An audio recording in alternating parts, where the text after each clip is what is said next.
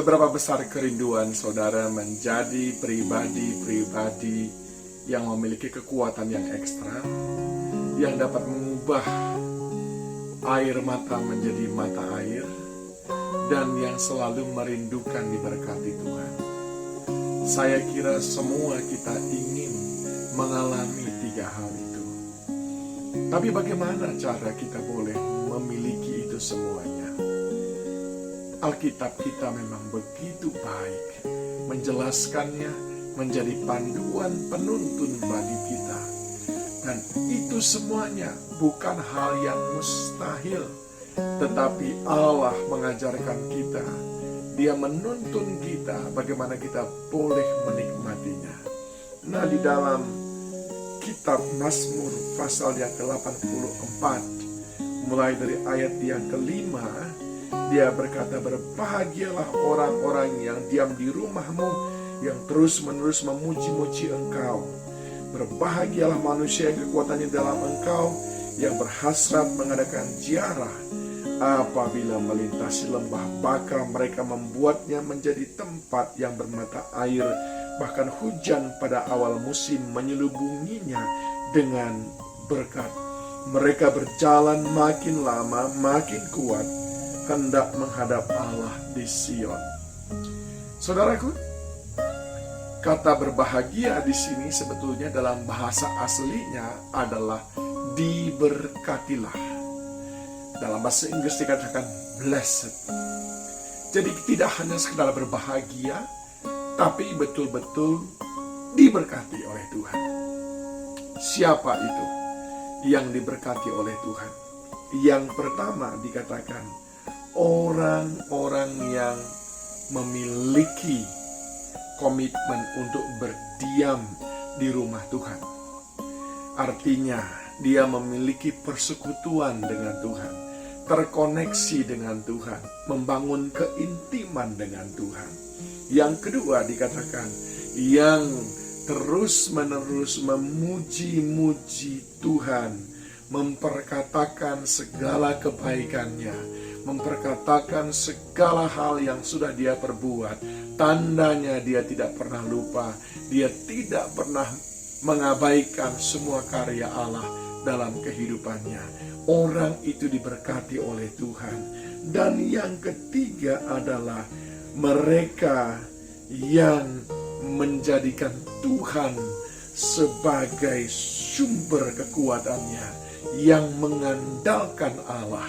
Bukankah kitab Yeremia 17 ayat 7 berkata, diberkatilah orang yang mengandalkan Tuhan?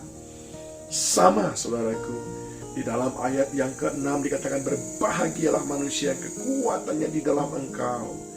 Dan yang keempat dikatakan, diberkatilah orang yang berhasrat mengadakan ziarah. Apa artinya mengadakan ziarah?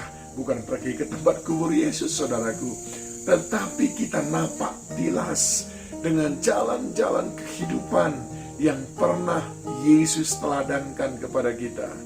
Kita menapak tilas bagaimana Yesus memperlakukan orang yang jahat kepadanya, bagaimana Yesus menghadapi orang yang mencibir dia, bagaimana Yesus rela untuk menderita. Kita mau napak tilas, kita mau mengikuti teladannya. Itulah maknanya ziarah, saudaraku. 4 hal ini ketika ada pada kita, maka yang Tuhan janjikan kepada kita adalah 1. Apabila melintasi lembah baka, mereka membuatnya menjadi tempat yang bermata air. Engkau memiliki kuasa untuk mengubah air mata menjadi mata air.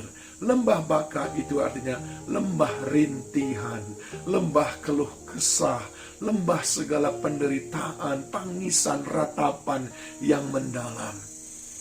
Orang-orang yang senantiasa diam di rumah Tuhan, memuji-muji Tuhan, mengandalkan Tuhan, dan mengadakan ziarah, dia mampu mengubah lembah baka menjadi lembah yang bermata air. Yang kedua, saudaraku, apa yang Tuhan akan kerjakan?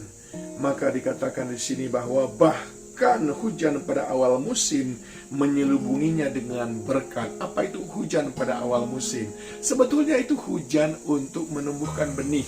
Tetapi firman Tuhan ini berkata, bahkan ketika engkau baru menabur benih saja, engkau sudah diberkati. Kalau engkau suka berdiam di rumah Tuhan, memuji-muji Tuhan, engkau mengandalkan Dia sebagai sumber kekuatanmu, dan engkau mengadakan ziarah napak tilas dengan apa yang Dia lakukan. Dan yang ketiga, saudaraku, apa yang Tuhan janjikan, mereka berjalan makin lama makin kuat. Makin lama makin kuat.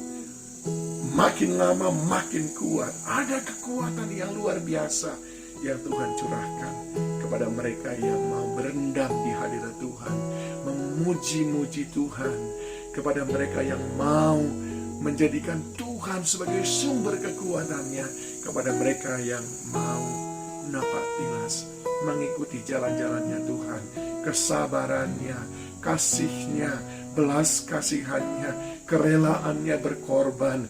Biarlah kita napak tilas di atas itu semuanya.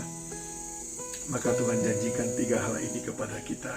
Saudaraku, yang pertama, kita sanggup mengubah hal-hal yang buruk menjadi hal yang baik. Kita sanggup mengubah air mata menjadi mata air. Yang kedua, ada berkat bahkan pada awal musim. Dan yang ketiga adalah semakin hari semakin kuat.